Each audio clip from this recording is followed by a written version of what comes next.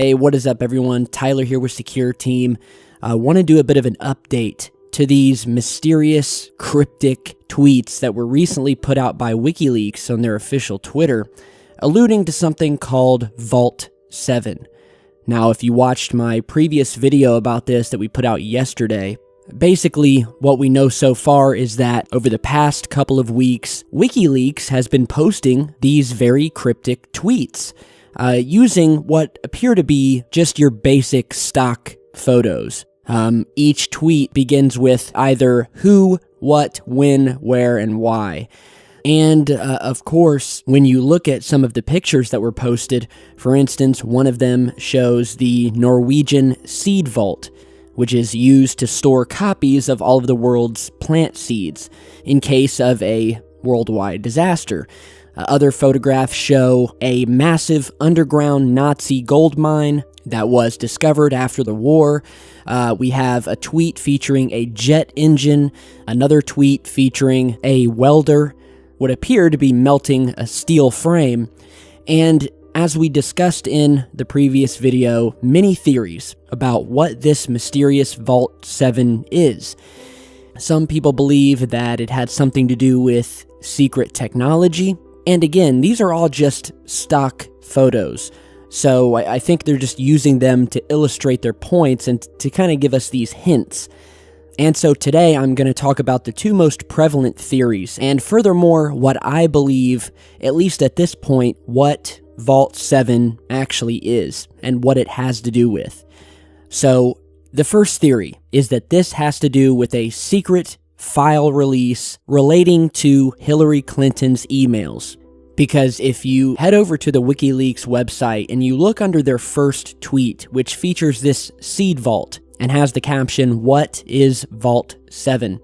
Well, there was another tweet where they linked to the actual FBI.gov website. And you're seeing that here. The caption reads, "FBI quietly releases Part 6 of its Hillary Clinton investigation." Now, for those of you who don't know, the FBI released its investigation in 6 different parts. There were a total of 6. And oddly enough, the link to the FBI webpage where you can find this info is vault.fbi.gov and is known as The Vault. That's the name of it. It says, "The Vault is our new FOIA library containing 6,700 documents and other media that have been scanned from paper into digital copies so you can read them in the comfort of your home or office." So, read into that what you may. It's called The Vault, and WikiLeaks has linked to it. And so, when you hear something about Vault 7, well, that has led many to believe that WikiLeaks has obtained a 7th part to what was supposed to be a 6-part series that maybe the FBI did not release, or that the FBI doesn't have to begin with. So we could potentially be looking at a 7th release of previously unpublic files that may hold some very damaging information about Hillary Clinton. And so that's kind of where the whole Clinton theory comes from. But as I've been researching this over the past week, from everything I've seen in these tweets, and, what appears to be a pretty solid opinion amongst a majority of people who have looked at this, it's really starting to look like this very well may be something related to the 9/11 Trade Center attacks. And I'll go through these tweets and show you how they very eerily connect. So let's start off with the first tweet here. What is Vault 7? And it shows this picture of the Norwegian seed vault, which, remember, was specifically created to hold backup copies of different seeds from around the world. And it's been pointed out that this seed vault may be a metaphor for WikiLeaks, which, as you know, is also sort of like you would call a vault that also holds and has released copies of stored documents that have been given to them by hackers, whistleblowers, and so on. So you could think of WikiLeaks as its own vault that is also storing backup copies of documents. So then we go to this tweet here, where is Vault 7, showing this picture of this underground Nazi gold mine that was filled with all of the riches of the world. And as I previously mentioned in my last video, there is this long-held theory that there was a cache of gold hidden under either all or one of the World Trade Center towers. Now, I don't know whether that's true or not, but there's another theory as to what this Nazi gold mine could be alluding to. And this was actually put forth in a video that was posted on a website called ForbiddenKnowledgeTV.net. And it goes into detail about how they believe that this Vault 7 definitely involves 9/11 data stolen from the Pentagon, and that it contains information about who is behind the World Trade Center attacks. It's said that this Nazi gold mine relates to the fact that all of the largest worldwide banks around the world were given foreknowledge of the 9/11 attacks, which enabled them to front-run the stock market. In addition, these entities embezzled and stole up to $5 trillion worth of black budget and dirty money within the SWIFT code transaction processing system that went haywire during the chaos of the World Trade Center attacks.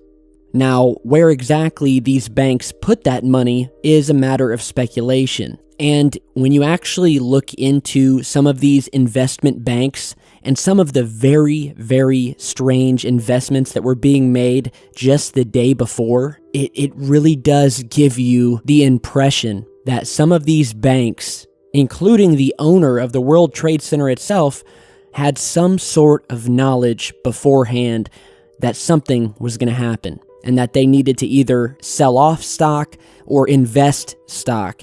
For instance, there were all these people who made millions of dollars after they had initiated put options and bought up all of this airline stock days before the planes hit. And it was just so obvious what they were doing. You know, it's things like that that make you kind of sit back and say, okay, use your common sense here.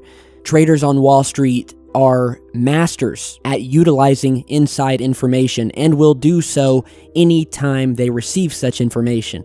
So read up on it. I won't waste any more time in this video, but read up on all of the strange stock market activity that occurred in the days leading up to 9/11 and find out who these people were who made millions of dollars from these towers coming down. So that may be what this Nazi gold mine may have to do with in relating to all of the money that was made and or stolen in the chaos of the 9/11 attacks. So let's go to the next image, which features a jet engine, of course. I don't think I have to relate to you the connection between jet engines and 9/11. So let's go to this photograph here, which is basically interpreted as a man melting steel. And if you've done any investigations into the 9/11 conspiracy, you'll know that one of the biggest smoking guns was the fact that the steel beams of the World Trade Centers were brought down to begin with. I mean, it shouldn't have happened, and it had never happened before in the history of these heavily fortified steel beam crisscross structures. I mean, it just didn't happen. Buildings did not collapse from fire, and they were specifically built to withstand being hit by a jumbo jet. So when the World Trade Centers fell, and you literally had steel beams that were melted after reaching these unbelievably high temperatures, and were basically just turned into liquid. And there's video showing liquid steel glowing and dripping from the rubble. And of course, architects and experts have pointed out that this would not have occurred from simple jet fuel burning. It would have not gotten hot enough. Hence, there had to be another source of heat that would have heated up these steel beams to a point where they would collapse like pancakes. And so we have this very cryptic image here of a man melting steel. And when you actually look up this photograph, and we talked about this yesterday, it links to an article from the Whitman Air Force Base website, and the article is titled, "Keeping Structures Strong." And the man in the photograph was identified as Staff Sergeant Adam Boyd, who is part of the 509th Civil Engineer Squadron Structural Supervisor. And it turns out that this Civil Engineer Squadron not only provides engineering, alterations, construction, fire protection, but is also used for disaster response and explosive ordnance disposal services. And you're seeing that here from the website. And so, of course, another very eerie connection to 9/11. We have a man welding, and it's linked directly to disaster response and explosive ordnance. So, obviously, I'm not saying that this is 100% definitely about 9/11, but as I'm sure many of you have noticed throughout this video and looking on your own, that is the direction that the puzzle pieces are taking us. And they all seem to connect. And it's also been pointed out that if this was, say, something about Hillary and her email servers or something like that, why would WikiLeaks not have already released it as soon as they got a hold of the information? Which is what they've done every single time before. They have released so much damaging evidence, specifically against Hillary Clinton, and they never held any of it back. So there's also a question of why is WikiLeaks not just publishing what they have? Why are they putting out these cryptic tweets? And it's been said that these tweets are actually being directed to the government as sort of a warning from WikiLeaks, saying, look, we have these secret documents relating to 9/11, possibly who is behind it, and we are going to blow the lid off of this entire cover-up unless you do something. Now, what that something is, I don't know, but it does seem that WikiLeaks is holding back for some reason.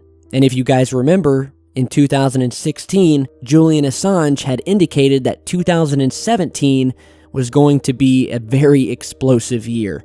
So that's where we are at this point, and it's been said that either all or one of these men is on the run. Their back is up against the wall.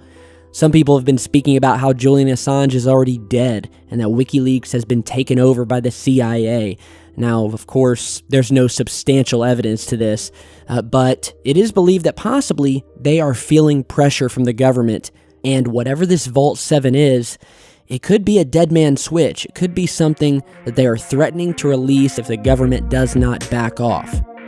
I will continue to follow this, so thank you guys for stopping by today. Let me know your take down in the comments, and as always, share, like, and subscribe on your way out. I really appreciate it, and I'll see you guys back in just a bit.